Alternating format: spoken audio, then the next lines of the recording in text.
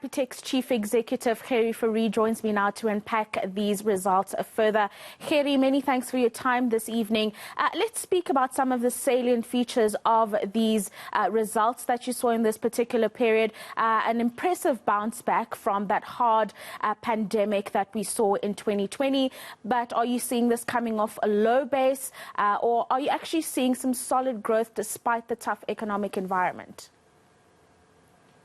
Oh, good evening. I think if you do a proper comparison, you need to compare us to August 19, that is pre-COVID levels. And if you do that, our profit has grown with 35% if you compare August 21 with August 19. So I think that shows that we had a very strong performance, because if you can grow with 35% through a COVID and an unrest period, I think you've done exceptionally well.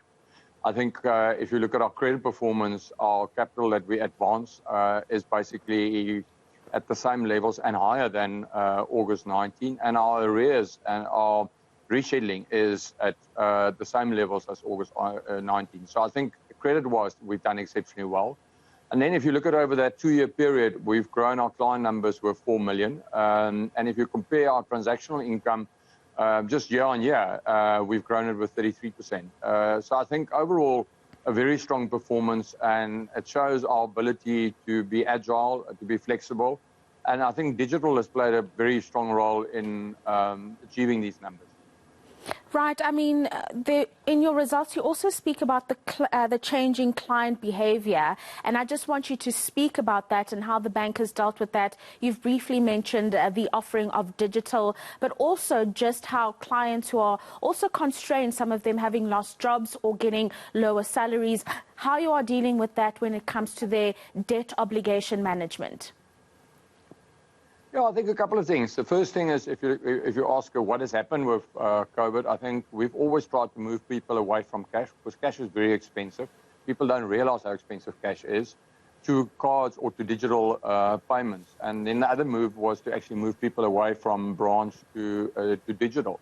And that is just to make it easy, because basically in our app currently, everything you can do in a branch, you can do on our app. So you've basically got a bank in your pocket. And I think COVID has helped us to get momentum on that. And I believe that is a permanent change that's happening in South Africa in totality. And we will continue driving that client behavior. If you look at the indebtedness side of the clients, and it's interesting, I think you need to differentiate. Your lower income people, I think, is taking tremendous strain. I think where the job losses was, especially where it was small companies and then casuals and temporary workers. We're seeing in our performing book, we're actually seeing that the cash stress levels has improved with 30%. And then the interesting figure for me is, if you look at the BI 900 of the Reserve Bank, the savings side over 18 months period has improved with 400 billion. So it shows you that our clients actually, or clients in totality in South Africa, has actually tended to save more. So I think that is more positive. And then you must remember that inflation is low at 4%. It used to be 7-8%. Interest rates are lower. So there's definitely a lot of positives for the client. Right, Gerrie, we're running out of time, but I just want to try to squeeze these in quickly.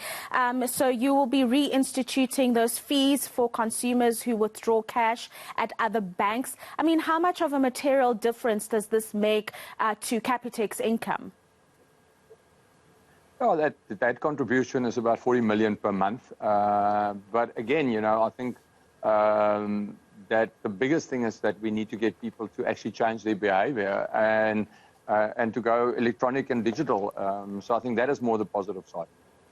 Right, and then finally, vaccination, that's the big story of the day, especially when it's anticipated that the president is going to be moving us to lesser restrictions this evening.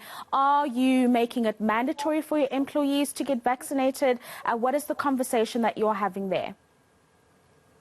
Yeah, I think we don't want to make it mandatory. What we are doing is we're encouraging our clients, our staff, and we're really promoting it. I really believe in vaccinations. So we're pushing it and educating. It's interesting that 70% of our staff has been vaccinated. So that is positive. Where we are is actually to get our people back to the office. So We've made a policy that you need to spend 70% or 60% of your time in the office because I believe it's important from a culture and a team engagement point of view that we actually get our people together and get those energy levels up. So that's where we're focusing. Well, Mimi, thanks for your time this evening. That's the Chief Executive of Capitec Bank, Gerrie Fourie, also indicating that about 70% of the staff at Capitec have been vaccinated. Very important as they are frontline workers.